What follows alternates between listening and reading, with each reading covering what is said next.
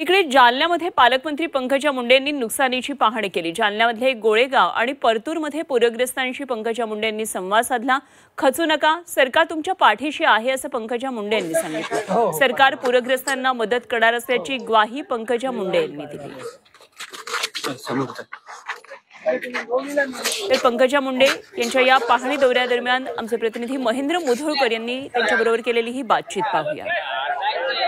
मुसळधार पावसाने हाहाकार केलेला आहे आणि अनेक ठिकाणी जर पाहिलं गेलं तर नुकसान आणि नुकसानाचीच परिस्थिती आहे। शेतात जायला रस्ता नाही, त्यामुळे मंत्री महोदयांना चक्क बैलगाडीतून पाहणी करण्याची वेळ इथं आलेली आहे। माझ्यासोबत पंकजा मुंडे आहेत। ताई, बैलगाडीतून आलात, पाहणी केली, किती नुकसान झाले जिल्ह्यातून?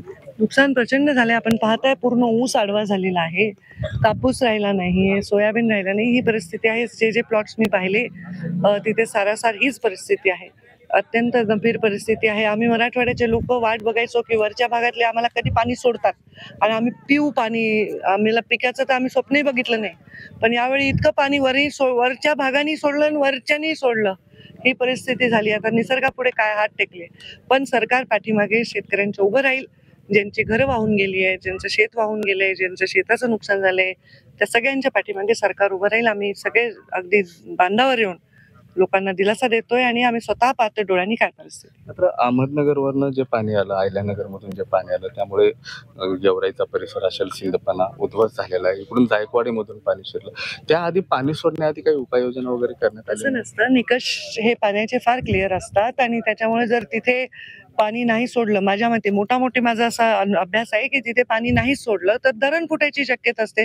ते लॉस किती मोठा आहे, त्याच्यामुळे ते योग्यच निर्णय असतात, त्याच्यामध्ये कुठलेही प्रश्नचिन्ह असल्याचं कारण नाही, असं माझं सर्वार्थाने मत आहे। पंचनाम्याला साधारणतः कधीपासून सुरुवात होईल? पंचनामे ऑलरेडी सुरू झालेले आहेत, पंचनामे ऑलरेडी सुरू झालेले आहेत, म्हणून मी मध्ये फार प्रशासनाला त्रास नाही दिला। मी माझं बघत बसले न दौरा करता, कारण प्रशासन माझ्या मागे, मग सगळे लोकप्रतिनिधी माझ्या मागे, तर ते कसं होईल? प्रशासनाचे पंचनामे सुरू आहेत। शेतकरी हातबल झालाय काय? आज तर मागच्या जुलै ऑगस्टचे आपले 54 कोटी रुपये बीड जिल्ह्याला आलेले आहेत, ऑलरेडी आले।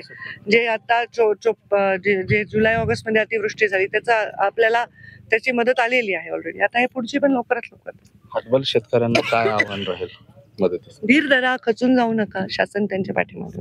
नक्कीच धीर धरा, खचून जाऊ नका, शासन त्यांच्या पाठीमागे आहे, असं जे वक्तव्य आहे आता पंकजा मुंडे यांनी केलेलं आहे। आता पंकजा मुंडेंच्या पाहणी दौऱ्याला खऱ्या अर्थाने सुरुवात झालेली आहे आणि इथून आता जिल्हाभरात त्यांचा पाहणी दौरा आहे तो सुरू होणार आहे। कॅमेरा पर्सन ज्ञानेश्वर वायबशेसह मी महेंद्र कुमार मुधोळकर, झी 24 तास, गेवराई, बीड।